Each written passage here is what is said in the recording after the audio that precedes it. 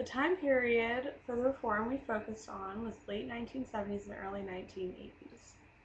During this period, the common belief was that the best place for a child to grow up was with his biological mother and its natural home. Since everyone had such a negative outlook on adoption, there was a lot of stigmatization towards foster children, foster parents, and adopted children. According to the national survey done by the Children's Bureau in 1977, there were about 500,000 children under the care of public agencies. The limit on federal funding to social services was tightening, and the number of children in foster care was growing. There were four major criticisms with the policies regarding child welfare at the time. The first criticism was that children were removed from the homes more often than necessary. The second criticism was that the children were removed from the homes and were placed in bad, hindering, unstable environments. The third criticism was the lack of efforts set up to keep the natural families together or involved in any way. And the last major criticism of the foster care and adoption systems was the inadequate monitoring of the system as far as quality of care, appropriateness of placement, and knowledge of the children in the system. There was no funding going towards any solution other than placing the children in foster care. Throughout the 1970s, there was some legislative change at the state level, but it wasn't until the Adoption Assistance and Child Welfare Act in 1980 that there was a major national reform of policies regarding foster care and adoption. I interviewed my friend Clayton. Clayton is a student studying social work at Ohio University. He plans to be a full-time caseworker at the end of the year when he graduates. He was born on March 19, 1990 in Franklin County. He remembers the place he grew up to be poverty-stricken. Clayton does not have very many early childhood memories from when he lived with his biological mother, but he does know that his biological mother was a mentally disabled white woman, and his father was believed to be African American. However, he never met his father, and he was enlisted. Clayton was adopted at the age of 9 by his foster parents. Clayton does have some early memories from before his removal of his biological mother. He can remember eating Lunchables in front of the TV with his sister while his mother would tease their hair for hours. He believed that his mother lived in a housing program in order to afford rent, that her other roommate was an older woman. At the time Clayton was 4, his mother was working with a social worker to help their family issues. He and his sister were taken out of his mother's home and placed in temporary foster homes. He doesn't know exactly the reason for being taken from the home, but he believes it was because his mother was mentally disabled.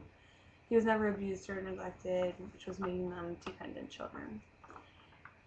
Clayton was placed in Licking County with the Fraunfelters on April 22nd, 1995 at the age of 5, along with his biological sister.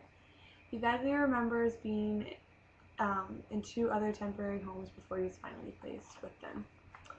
During the time, Clayton had a lot of adjusting to do, joining this large family in a whole new environment with many new siblings. Was a big change for him. Before he was adopted, he would have home visits with his biological mother scheduled weekly. He would go for a night or sometimes a whole weekend. These visits weren't supervised. He remembers really enjoying the visits, except sometimes at the end of the visit it would just feel like another removal. He also remembered his mother would give him brown dollars or food stamps, and he would trade them with his foster parents for green dollars. They would do this to reduce some of the stigma associated with foster children and food stamps, and so he could buy what he really wanted. When Clayton's foster mother and father decided they wanted to adopt him, they went through an agency called Symbol in Franklin County. Because his mom fostered children and adopted multiple children, she had always had caseworkers in and out of their home. Talking to caseworkers and being evaluated was not uncommon for her. They had to go through an interview process with Clayton as well as the other members of the family in the foster home. Clayton was finally adopted at the age of 9 on September 27, 1999. His biological sister was adopted the same day, and they had a close adoption, so this was the last time they ever saw their biological mother. The day they were adopted was a struggle for Clayton because he felt very torn emotionally.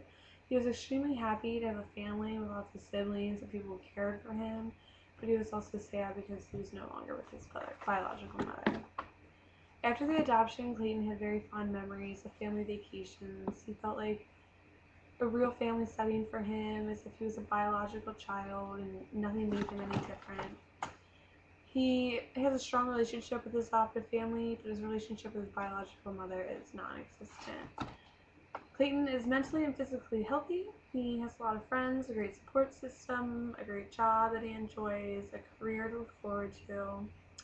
And with the Adoption Assistance and Child Welfare Act of 1980, social workers were able to address Clayton's needs. They provided him with a safe and comfortable environment and permanent home.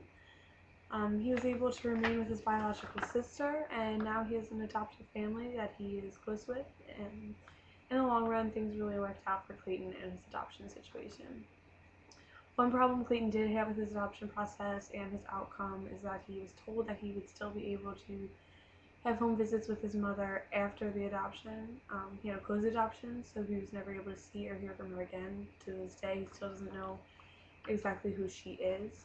He feels like his caseworkers made some empty promises. Even though he's a small child, he still knew that they gave him false hope.